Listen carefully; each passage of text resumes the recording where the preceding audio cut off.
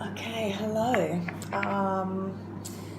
My name's Marilyn Klein and I'm Australian. I'm 50 years old. I live in Tel Aviv in Israel. I have two small kids. I have a 4-year-old daughter called Noir and I have an 8-year-old son called Onyx. I've been married and with my husband actually altogether for 17 years. He's fucking fantastic. I'm amazed. He's just the most amazing man ever. And I've just been diagnosed with breast cancer. Fucking unbelievable. So, I'm new to this city. I don't really have that many connections yet. I don't really want to load this all onto my husband because he's got a lot to do. He's got his job, we've got 2 small kids and blah, blah, blah. And I don't want to be there moaning, groaning and crying. I need to take this on my own shoulders. So I need to talk. I need to talk even if it's to the fucking camera. I'm talking and get it out and, just get used to the fact that I've got not brain cancer, fucking breast cancer. And I've just got to deal with it. So let me just tell you what's happened a little bit so far. Right, we'll rewind to like 17 days ago when I actually got the call to the doctor's office to be told that I have stage 1 triple negative breast cancer. Now look, I have not dug into what kind of breast cancer, why did it happen, all this stuff on Google.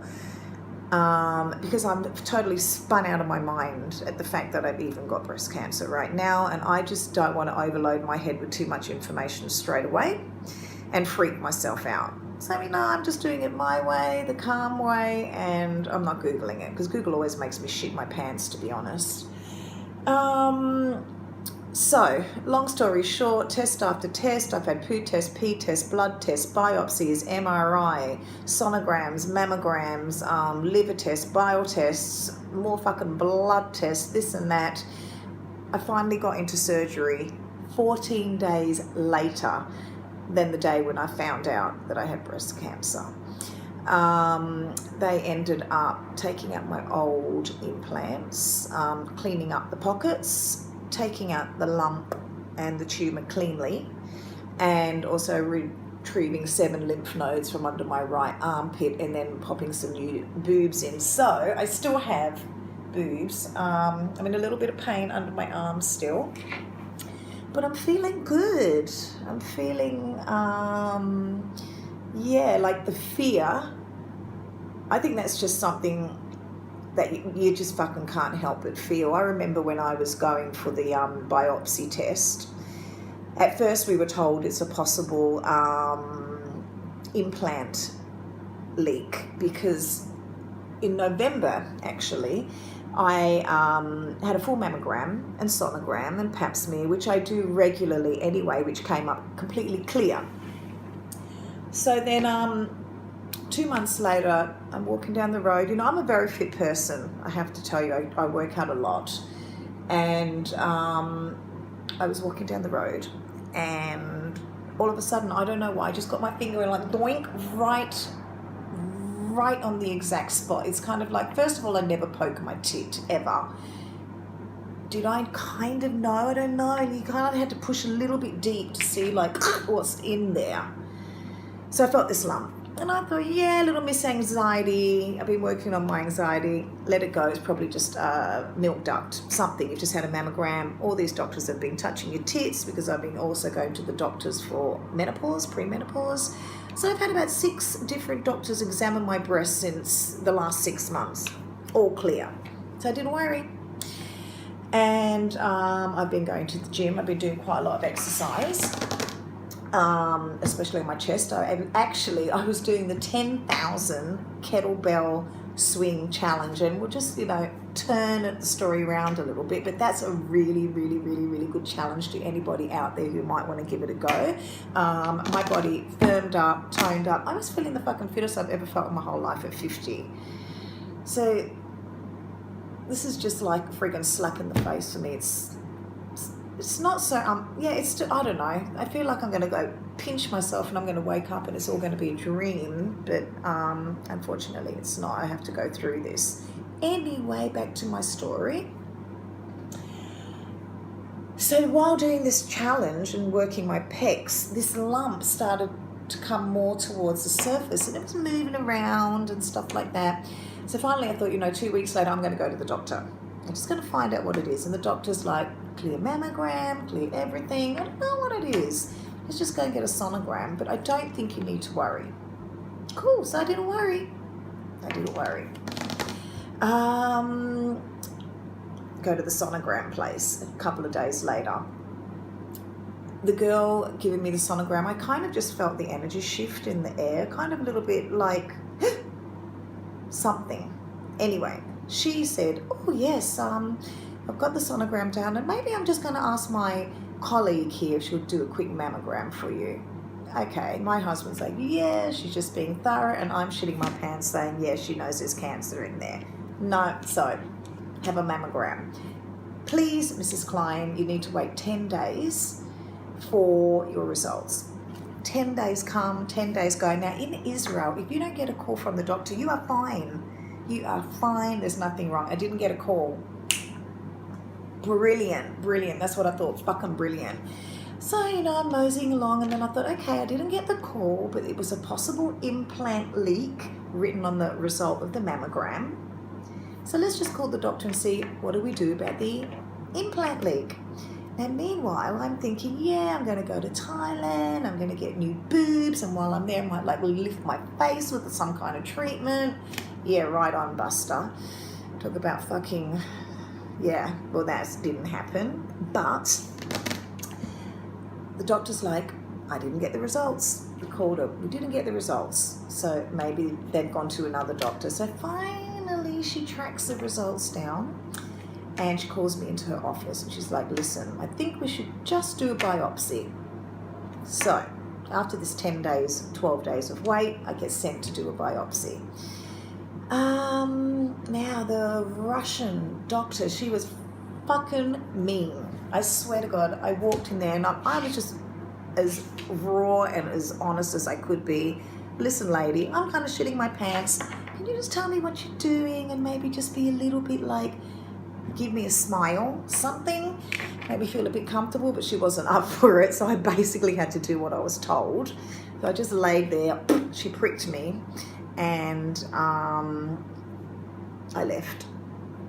Simple as that. Now, I remember before I was waiting to go in to get my biopsy, there was another woman, an older woman than me. So I'm 50, I reckon she's 60. I just happen to look good for 50, right? But I reckon she was about 60. And she came in with her husband, and I swear I could smell fear around her. She was fucking petrified. She was. And I'm sitting there thinking, I got an implant leak. There's nothing wrong with me. I'm fine. But I was looking at her and I said to my husband, I'm so glad I've only got an implant leak because that lady looks so scared right now. I feel really sorry for her. And I just didn't want to look up. I didn't want to catch her eye. I didn't, because she was scared. I never saw someone scared like that. Anyway, I get biopsy. Mean Russian doctor. I go home. Please, Mrs. Klein, you need to wait 7 days for the result. 2 days later, my phone rings and it's 6 o'clock at night, and I'm cooking dinner for my kids.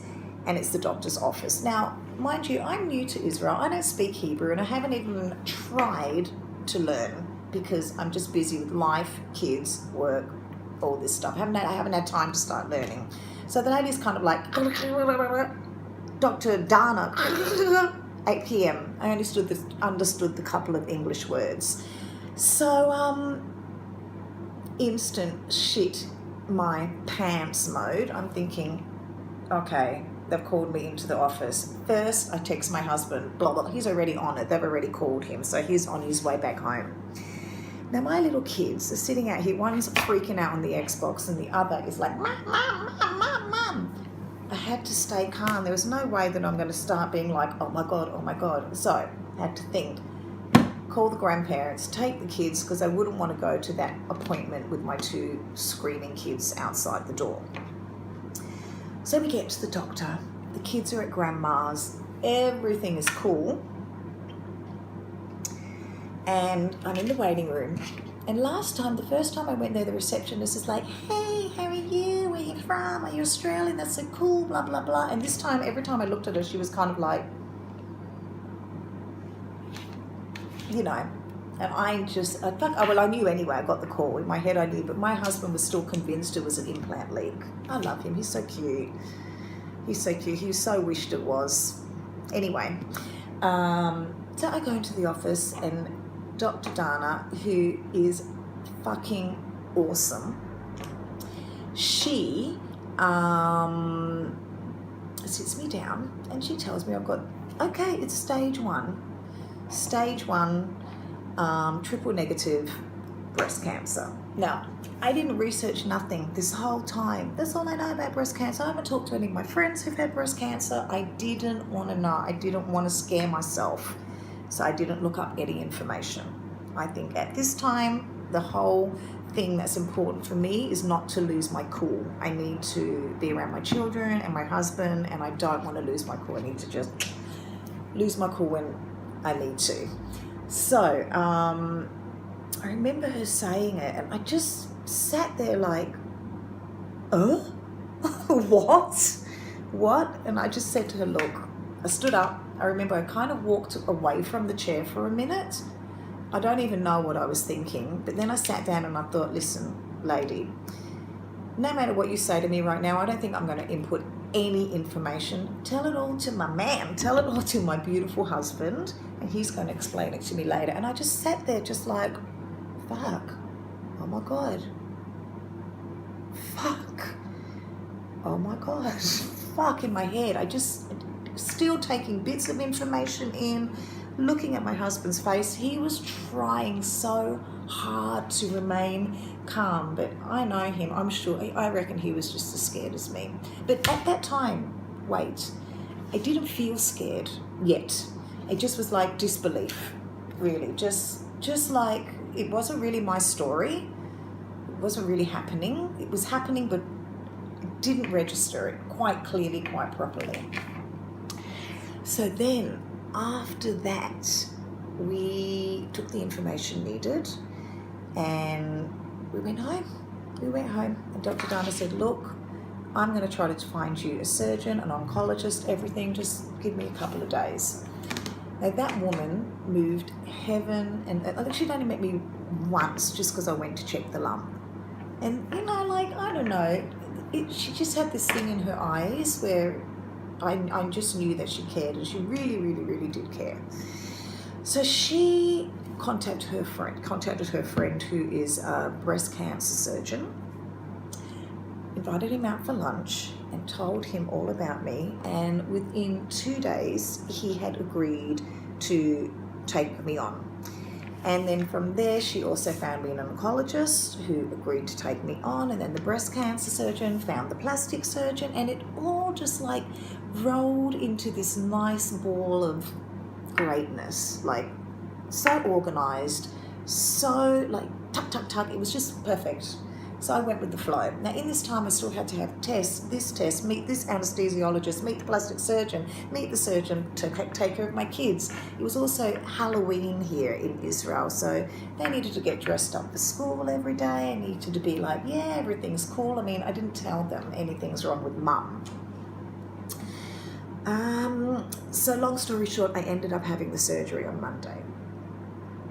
Clean, cut out clean, nodes came out clean. We still had to send the nodes in for a final test, but when he did a preliminary test, I can't say that. I don't give a fuck that I can't say it either. It looked clean, but he said this test is only 60% accurate, so I'm still waiting. Again, waiting. The waiting is the fear. For the results of that test, and then we move on to the next stage. So anyway, I think the fear part of it set in for me a few days after. Like, I've been so busy and I decided, at first I was going to hide it. I'm not going to tell any of my clients. I'm not going to say anything. I'm going to be back at work in 2 weeks. Everything's going to be kosher. Honey. Yeah, right on. I don't think that's going to happen. So I decided to talk about it. And it's like, I've hung out with just gay guys my whole life. So I'm guessing that's why none of them got breast cancer. Right? I wasn't hanging out with chicks. I wasn't hanging out with girls. I've only hung out with guys. And I had clients, but maybe people don't really talk about it if they have breast cancer. And I didn't come across it much. Hardly, really, no. So I started talking about it. Told my clients I'm going to be off work because of breast cancer. Oh, really? My mum had it, and she had this treatment and that treatment, and I'm hearing all these stories, and that's how I'm learning about the sickness. I'm not going to go online. I just want to learn my way. Is from people's experiences, people's treatments, people's the reactions to the treatment, stuff like that. Because, to be honest, I've got fucking ADD anyway, and I could read those articles again and again, and I'm not going to get it. I'm one of those people that need to hear it. I need to hear stuff to compute it into my brain. And, it's so much breast cancer out there. I was just like, oh, where has my head been? Up my own butt? Like, why haven't I met... Anyway, I'm in it now, so I'm knowing about it now. But I have to say, it's like been a weird experience. It's like, I want to treat it as much as my personality, and I'm always saying something stupid or always having a bit of a laugh.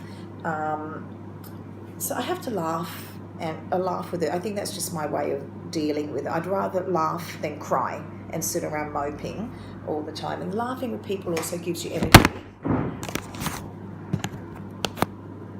Oh, we've got to stop.